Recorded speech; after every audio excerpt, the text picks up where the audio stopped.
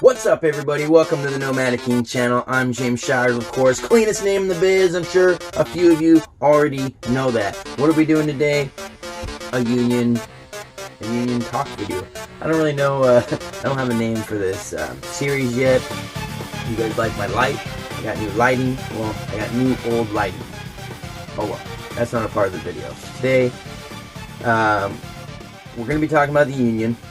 I was going to do just one video talking about how to get into the union, because I get a lot of questions about how to join the union and a bunch of random stuff. And as I started writing out the script for that video, I realized I have like a plethora of questions, right? Well, 5 or 6, but still. I have a few questions being asked about the union, and that's what this episode's about. Let's do the questions, right? And then we'll, I guess we'll have a whole nother video because we got too much content to go over here. So, what is the union? What is the union? Everyone says, "Oh, you're working for the union." The union is the assembly in which you are joined. You're joining this, basically like a team of people. You don't work for the union. You just join the union. You work for companies that are union contractors, ones that use union work or workers, right? So you don't work for the union.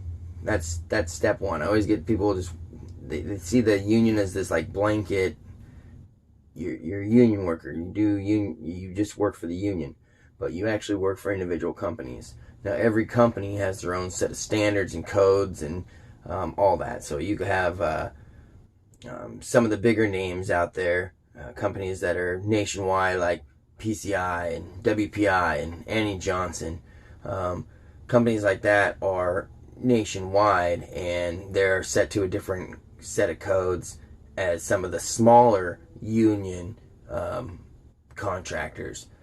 So getting to question number 2, because the first one's really not a question. It's really kind of a statement. People thinking the union is, you just go to work for the union, okay? Now, every union is different, so some of them operate differently. Some of them you'll put your name on an out-of-work list, right? And when your name comes up next, you're offered the next position in line for a job.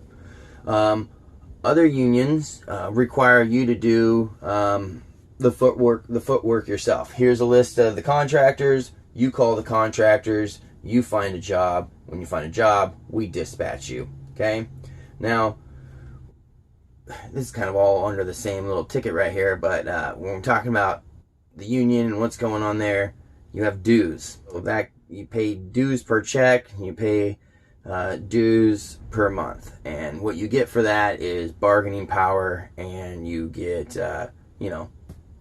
benefits. You know what I mean? So let's move on to number 2.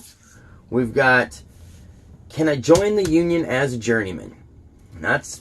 I get that question a lot. Can I join the union as a journeyman? What do I have to do? You've put in a bunch of time as a non-union, and now you want to switch over. Well, you can. You can come over to the union and sign up as a journeyman. I believe if you're doing it that way, you're going to be required to take a few tests to, prove your skills and whatnot. That's question number 2. I wrote all this stuff down because, can't just sit here and ramble. But do I have to take a UA? That's a pretty good question. Get that all the time. Do you have to take a UA? Yes and no. Depending on the employer, they might not require you to take a UA.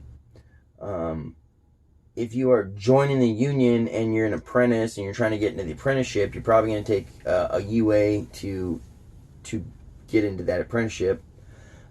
If you are working for a company that does not UA, but they get a job that's federal, you might get UA'd from the general contractor before you can be permitted onto that job. Even though, and maybe we'll touch base on this in another video, because someone brought up, even if you're in a state that has, legalized recreation, legalized. Well, you know, the only one that really works for you is the medical. So if you have legalized rec and you have a dirty UA, that's it. You're done. On the federal level, it's still recognized as not being cool. You know, so unless you have the doctor's note from your mom or whatnot, then you can't, you know, use and pass the test. So you're kind of screwed. And we can touch base on that on another video. There's ways around that. If you guys are interested in a video on that, maybe I'll make a video on that. But we're not going to touch base too much farther on that subject on this video. Okay, so the other question is, I was here like, yo, you're only going to work for a little bit and then you're going to get laid off. So will I only work for a little and then get laid off? And do I have to strike? Like if you're getting, you know, we got GM, they're striking right now, I believe, and, you know, Ford and, is it Fiat Chrysler? Yeah, whatever. They might end up striking too, you know, and negotiations aren't working out and whatnot. So let's talk about that. It depends, you know, the amount of work that is going on in the area just depends on the area. The economics in those areas, on whether or not, you know, we've got multiple buildings going up. Is there just a few little projects going on? So that right there could slow down work, you know. So if there's not enough work, yeah, you're probably going to work a few months, get laid off, have to get unemployment.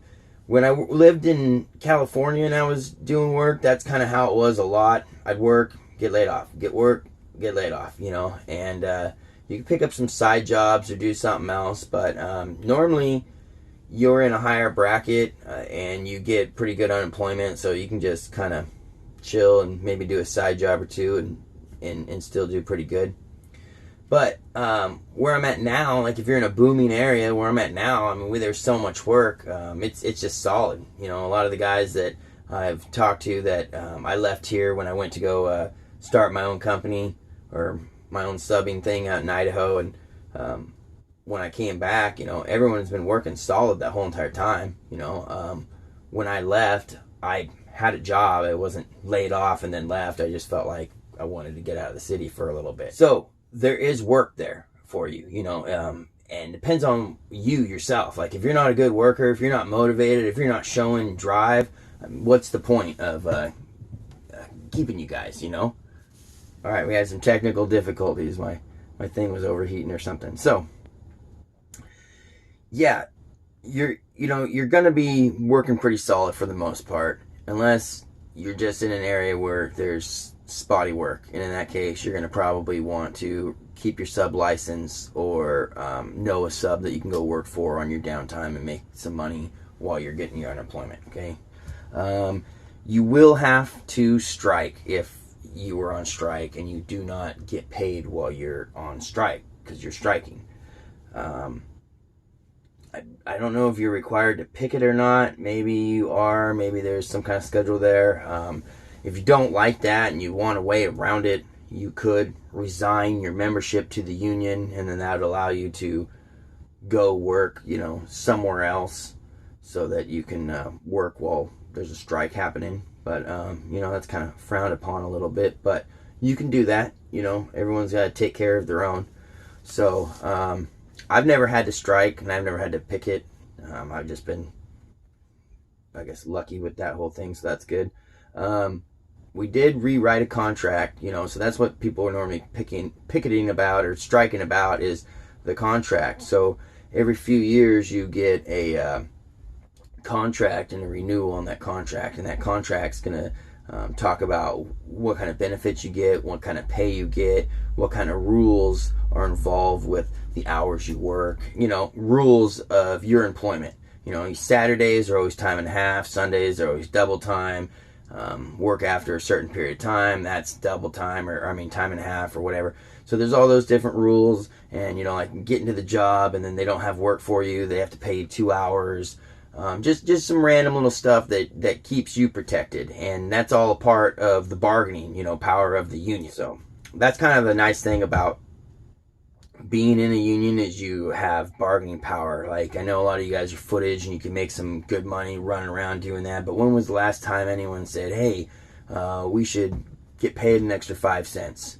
And then everyone else was like, yeah, we should be getting paid 5 cents. And, and you make sure that the footage rate goes up. It like slowly goes up as materials go up and costs, and you have to, like slowly, a little penny here, a little penny there. It's hard to work in, hey, we deserve this much over this many years, and this is how we're going to get there. And you have people, trying to increase your benefits and keep your, livelihood. So that's the one thing you pay for with your dues, really, is just people that are going to bargain for you. And you can go to these meetings and you can be a part of that whole process as well, be a steward for the union. So I also had a couple other questions we're going to touch base on real quick. And people want to know, how does the hours work? Do you have to sign in? Do you have to punch in? Whatever. We sign in the morning, and then whoever you're assigned to, like your lead guy, your foreman, he'll take care of your time cards for the week, the Monday through Friday, and whether or not you work the weekend or not. But you still have to sign in the morning. At the end of the day, you sign out, and that way we keep track whether or not you're there or gone.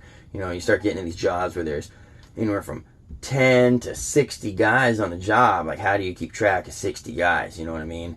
There was a job we were doing, and a kid was going out and sleeping in his car because he just thought no one would know he was even around. So we caught him sleeping out there, all tucked up with his blankie and everything.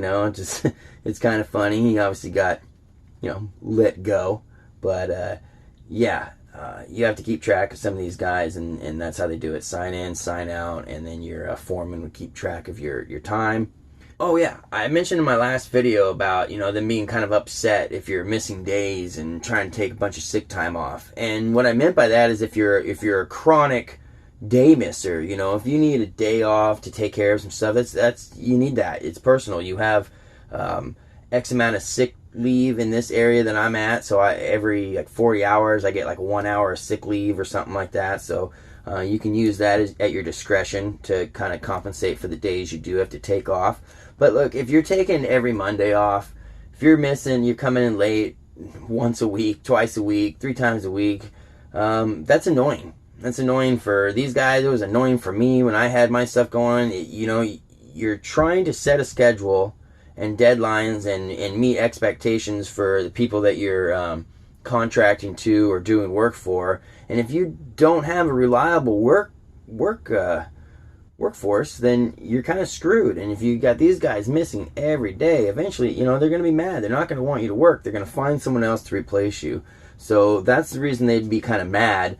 But if you're just trying to take a day off, or if you're actually sick and you need some time off, no big deal, But don't be a chronic day misser, So I think that's going to be the end of the actual questions, but it kind of leaves us with the bigger question that started out my whole ramble into getting into the question and answer series: how to join the union. And so that leaves us with a part 2. I'll see you guys on the next video. Like, share, subscribe. Are you guys excited for part 2? Help me name this union series. Is it just going to be a union series? That seems pretty boring. So, I don't know. You like the pictures in the background? I was thinking about selling these. I got like 10 of them over here. My wife does like this little trash market thing, I call it, but she'll be putting these on her Macari and everything. So if you guys are interested, I'll throw the link somewhere, and if it's not somewhere, ask me for it. I do pay attention to what's happening on the channel. So yeah, say hi, let me know you're here. Peace.